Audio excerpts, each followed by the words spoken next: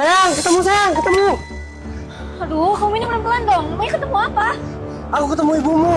Ya kamu cari selama 10 tahun yang lalu. Apa? Kamu ketemu sama ibuku? Iya, Terus sekarang dia di mana? dia ada di sana. Ayo cepat ikut aku.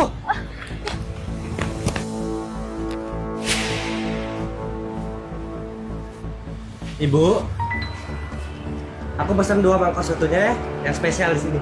Baik, kalian cari tempat duduk dulu ya. Kamu duduk dulu.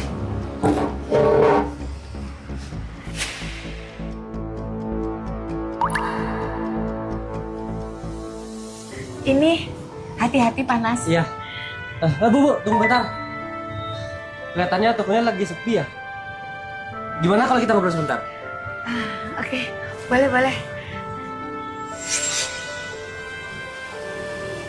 Bu, saya lihat warung soto ibu ini cukup besar. Tapi kok ibu cuma sendirian? Apa ibu sanggup ngurus ini sendirian? Belum lagi kalau jam makan siang, pasti ramai pengunjung kan? Ya, pasti bisa. Pelan-pelan aja. Zaman sekarang buka usaha itu susah. Gimana? Enak nggak sotonya? Pas nggak di lidah? Enak-enak. Enak. Kenapa ibu nggak cari karyawan aja? Atau suruh anak ibu? Atau keluarga ibu yang bantu? Nah, dulu aku punya anak. Kecilikannya panjang. 22 tahun yang lalu, aku memiliki anak perempuan. Putriku itu lucu sekali. Waktu itu umur 4 tahun. Ya kira-kira tingginya segini. Saat itu kita masih buka warung bersama suami di tengah kota. Setiap hari selalu ramai. Ya bisnis saya dulu itu lancar. Dia jual soto ini juga. Putri saya itu cantik, pintar, gak rewel, dan sangat lucu. Pada hari itu warung kami sangat ramai sekali. Saya dan suami saya sangat sibuk di dapur. Sampai akhirnya kami tidak ada waktu untuk istirahat. Sama sekali tidak ada waktu. Saat itu saya ingat putri saya bermain bersama bonekanya, duduk di depan warung sendirian.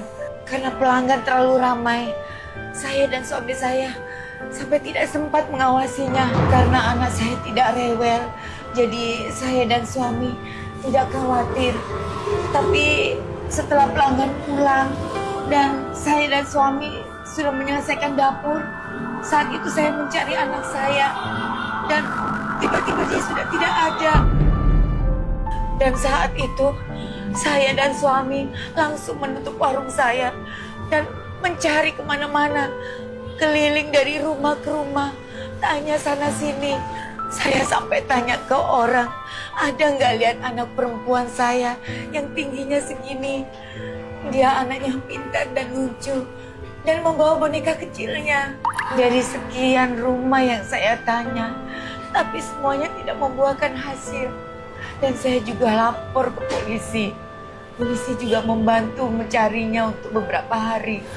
Dan ditambah lagi, suami saya menyalahkan semuanya pada saya. Saya dibilang tidak bisa mengurus dan menjaga putri saya dengan baik. Saya benar-benar menyesal.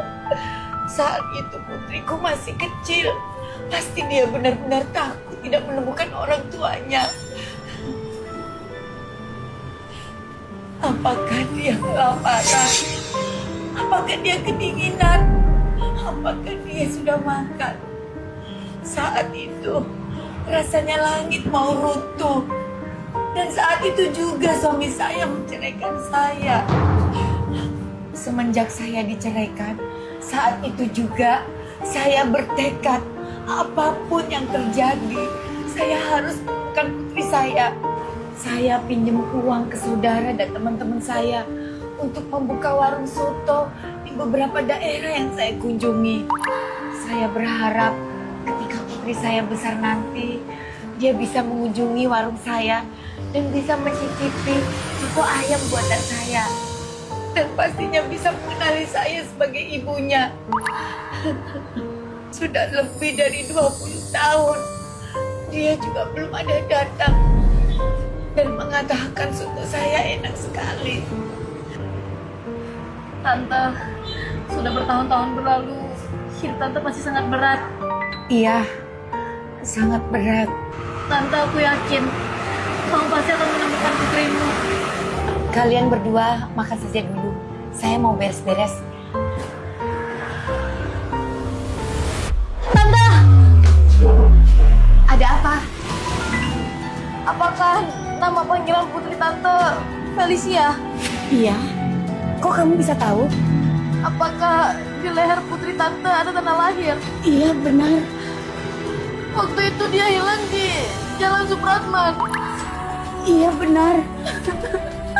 Ibu, aku Felicia, aku putrimu yang hilang waktu itu. Beli, ternyata kamu.